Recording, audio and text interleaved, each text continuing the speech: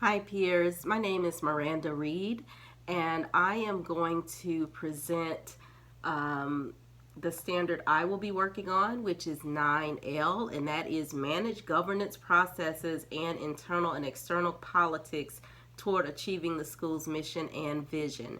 And I chose an article which was really a manuscript where the author had students in the education school program to interview several principals and find out the day to day challenges they faced in operations and as a leader. And what the author found, he had already done research where someone years ago discovered that a principal must have managing skills where you manage tasks, but also must have leadership skills of leading people. And there has to be a good balance between the two. Now, the reason that the leadership skills are important is that the leader has to be influential with the staff to get them on board with the school's vision and mission. A lot of times that does involve empowering the staff so that they can be held accountable as well and feel responsible for the success of the school.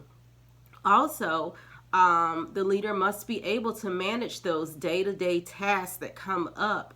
The author did mention now with emails, it makes it a lot more complex because the leader is consistently getting emails from parents, teachers, students, the district, and having to prioritize which ones to take care of immediately.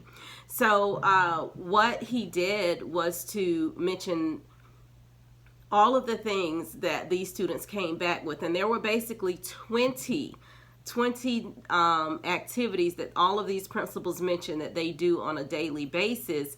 And I list all 20 in my summary, but just as a quick, brief summary of what those things were. Some of them were the 504 plans, the school building safety, response to intervention, handling student discipline, handling students' records, dealing with teachers as far as their certifications, what other issues they are having in the classrooms. So these were day-to-day operational situations that the principals were talking about they had to deal with, as well as at the same time work on their relationships with this school, the staff, so that they could be successful with the vision again.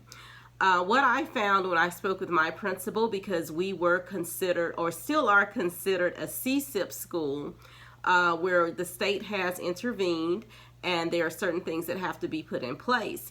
And she said it did help, because my question was, how has it helped? And she mentioned that she now has a strong leadership team with more structure and organization so that the goals can be accomplished. And what she did was to take the chair of each grade level and add them to her leadership team, as well as her cabinet members.